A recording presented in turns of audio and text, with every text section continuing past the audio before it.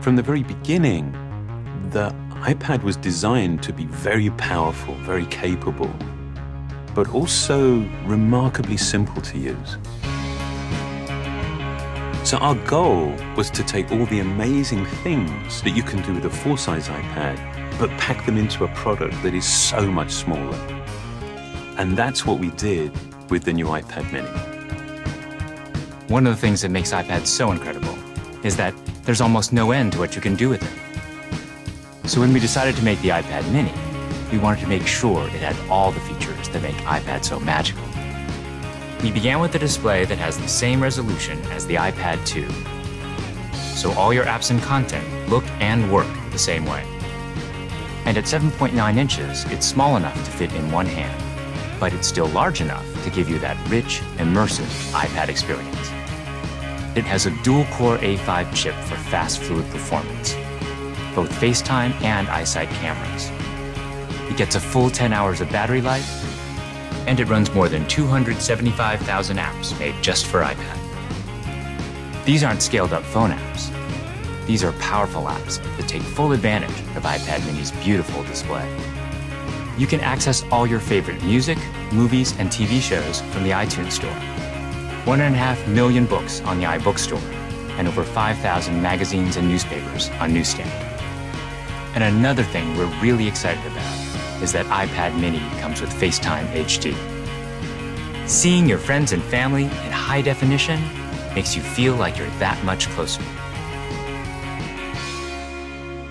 If all that we had done was take the original iPad and just reduce it, all that you would be aware of was everything that was just missing. That there is inherent loss in just reducing a product in size.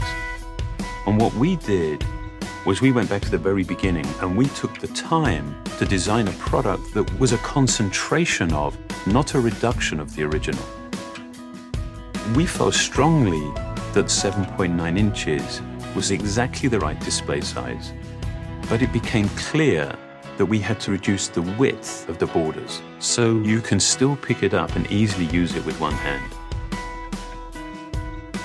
We have continued to develop our unibody process.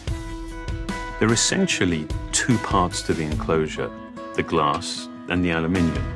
And that junction where the two parts actually come together is incredibly important.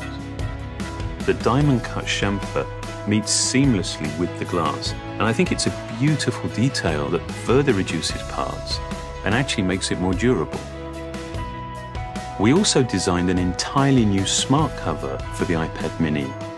By eliminating the separate aluminium hinge, we now essentially wrap the iPad mini in a single, simple colored material. The biggest challenge that we faced was incorporating all of these great features in a much smaller and lighter device. In order to do this, every part had to be custom designed, starting with the display. The glass on the front and back are only 0.2 millimeters thin. The touch subsystem is a mere 0.12 millimeters thin. It weighs half as much as any we've ever done before. Beyond the screen, we took some dramatic steps to maximize interior space. It has the largest and thinnest single-cell battery we've ever designed.